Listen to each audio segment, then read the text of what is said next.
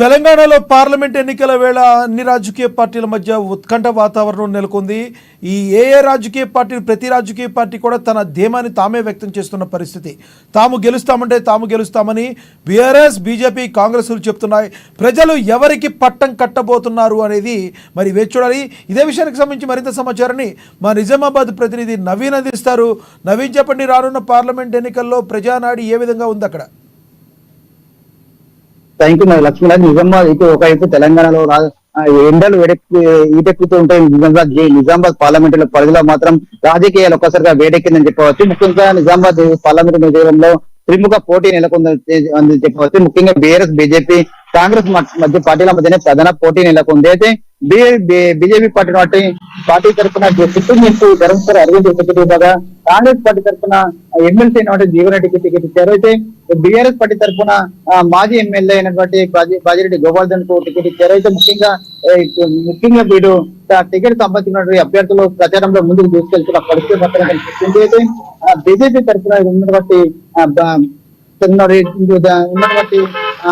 అరవింద్ మాత్రం కూడా తనకు కాదు, తన ప్రధానమంత్రి నరేంద్ర మోడీ ముఖం చూసి కూడా ఓటు వేయాలని చెప్పి ప్రచారం చేస్తున్న పరిస్థితి మొత్తం కనిపిస్తుంది. ముఖ్యంగా తమ కార్యక్రమం స్థాయిపై చర్చతో పాటు టిఫిన్ బయటకు వంటి కార్యక్రమాలతో ప్రచారం కొనసాగుతున్నాయి. దీంతో పాటు ఖచ్చితంగా తమకు ఓటేస్తే మాత్రం పసుపు ఓటుని నిజామాబాద్ జిల్లా ప్రారంభిస్తామని చెప్పి కూడా ప్రధాన అగ్రంగా ముందుకెళ్తున్న పరిస్థితి కనిపిస్తుంది.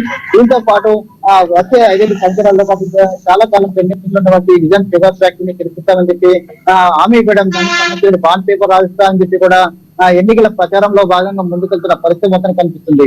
ఇటు మరి కాంగ్రెస్ పార్టీ చూసినట్లయితే కాంగ్రెస్ పార్టీ తరఫున లేటుగా అభ్యర్థి ప్రకటించినప్పటికీ ఎమ్మెల్సీ జీవన్రెడ్డి మాత్రం ఎన్నికల ప్రచారంలో ముందుకు తీసుకెళ్తున్నారు. కాంగ్రెస్ పార్టీ ఏదైతే 100 రోజుల్లో 6 గ్యారంటీల హామీలను ఏదైతే ప్రవేశపెట్టిందో 6 హామీలను కూడా ప్రజలకు తీసుకెళ్లే ప్రయత్నం చేస్తున్నారు. దీంట్లో భాగంగా ముఖ్యంగా తనను ఎంపీగా గెలిపిస్తే ఖచ్చితంగా కేంద్ర మంత్రి పదవి వస్తుంది. మంత్రి పదవి వస్తే నియోజకవర్గం డెవలప్ అవుతుంది, అన్ని విధాలుగా డెవలప్ చేస్తాము. ఏదైతే 6 గ్యారంటీ హామీలు ఉన్నాయో అవి కూడా అమలు చేస్తాము. కేంద్రంలో రాహుల్ గాంధీ ప్రభుత్వం వస్తుంది, ఖచ్చితంగా తాను రాహుల్ గాంధీ ప్రభుత్వంలో తాను కేంద్ర మంత్రిగా అవకాశం వస్తుంది.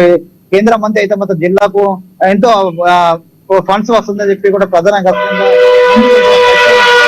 అయితే కాంగ్రెస్ పార్టీ ముఖ్యంగా దివ్యాంగుల ఫ్యాక్టరీ విషయంలో కూడా స్పష్టంగా రేవంత్ రెడ్డి సర్కారు కమిటీ రెడ్డి అధ్యక్షతన ఈ కమిటీ కూడా బోధనపల్లి షుగర్ ఫ్యాక్టరీ సంబంధించినటువంటి రైతులతో పాటు కార్మికులను పూర్తిగా వివరాలు అడిగి తెలుసుకున్నారు. ఇది కాస్త కాంగ్రెస్ పార్టీకి అనుకూలమైన అంశం చెప్పవచ్చు. ఎందుకంటే కాంగ్రెస్ పార్టీ కూడా 6 గ్యారంటీలు ఇచ్చిన పాట ప్రకారం 6 గ్యారంటీ హామీలను కూడా అమలు చేసిన పరిస్థితి మాత్రం కనిపిస్తుంది. ముఖ్యంగా ఇటు తమ గెలిపిస్తే మాత్రం కేంద్రం అధికారం వస్తే ఈ 6 గ్యారంటీలను దేశవ్యాప్తంగా కూడా అమలు చేస్తాం, దేశం కూడా డెవలప్ అవుతుంది. కేవలం ఇటు బీజేపీ పార్టీ రామోడి పేరుతో కూడా ఓట్ల దండుకునే ప్రయత్నం చేస్తుంది. పూర్తిగా నరేంద్ర మోడీ అంబానీ అదనంగా దేశ సంపదను దోచిపెట్టింది.